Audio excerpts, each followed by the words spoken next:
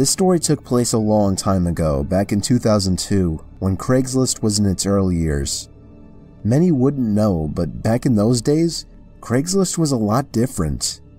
It was a lot more so an online garage sale, or just a place where people would list old things that still had some value that they were willing to give away. I got a basketball hoop, a hockey net, and a spoiler for my car, all free in perfect condition in that same year.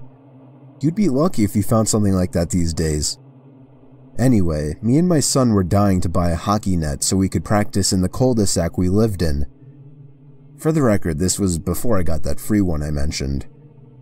Wouldn't you know it, on Craigslist there was an ad for a slightly used regulation-size hockey goal for only $50. It came with a puck and 2 slightly used hockey sticks. I still have a picture of that ad to this day. It seemed like the perfect deal, but he lived about 2 hours away. I called the number he had listed, and he sounded pretty normal on the phone. He had a pretty deep dark voice, but nothing that would be off-putting. I remember his voice being a bit emotionless. He agreed to meet halfway due to the distance, said he'd put the stuff in the back of his pickup truck. He said he could only come after he got off from work though, which was much later in the day, way past dark. We agreed to meet at some rest stop off the highway. Me and my son, who was 11 at the time, took my wife's minivan, the only car that would be able to fit that huge thing.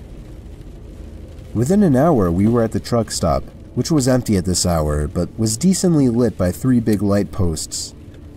I parked right under one of the lights and waited. A pickup truck pulled in off the highway right on time. He stopped right in front of me. I went over to his window, but then noticed there was nothing in the back of his truck. "You Steve?" he asked me. "Yep, that's me," I said. "Alright, my buddy's bringing in the stuff with his truck." The guy pulled up behind my car and put it in park. I suddenly had a bad feeling. I told my son to get back in the car and lock every door except mine. 2 more pairs of headlights came off the highway into the lots, surely enough pulling up next to me. And, not surprisingly at this point, there was no hockey equipment in either one of them.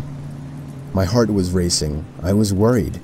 Not for me, but for my young son who I for some reason brought with me on this trip. A group of large men mixed with heavy-set and muscular physiques stepped out of the 2 pickup trucks behind the first one. They eyed me from head to toe, giving that typical intimidation stare down. Then this bald guy wearing sunglasses said in a deep voice, "Where's the money?" I instantly pulled out my wallet and handed it to him, begging him to just let me and my son go. He pulled out like $100 and was pissed, expecting more. He then sent 2 of his goons or whatever to get my son. At this point I screamed and begged for him not to take him. One of the men broke the glass to the minivan back door, and I vividly remember the disturbing, heartbreaking screams of my young son. What happened next was what I can only explain to be a miracle from God answering my prayers. A car was entering the lot from off the highway. All the men stopped and turned to look at it. As it got closer, my heart literally dropped in excitement as I saw it was a police car. The lights suddenly began to flash as he got close enough to see what was going on. All of the men were back in their trucks within seconds, speeding off down the highway. Well, at least 2 of them. The truck in the back was caught immediately by the police car, and backup arrived shortly. I explained everything to them, and they got the men that were caught to rat out on the others surprisingly quickly. I guess luckily the guys in the back truck weren't very loyal to whoever their leader was, if they even had any type of leader. Believe it or not, I had a police escort all the way home to make me and my son feel safer. I don't want to get into all the legal stuff, but I'll just say that all of those men except for one was caught, and I'm pretty sure that was the driver of the first pickup truck. Needless to say, my Craigslist days weren't over at that point, but I have always been much more protective of my son, and much more cautious of Craigslist meetings since then.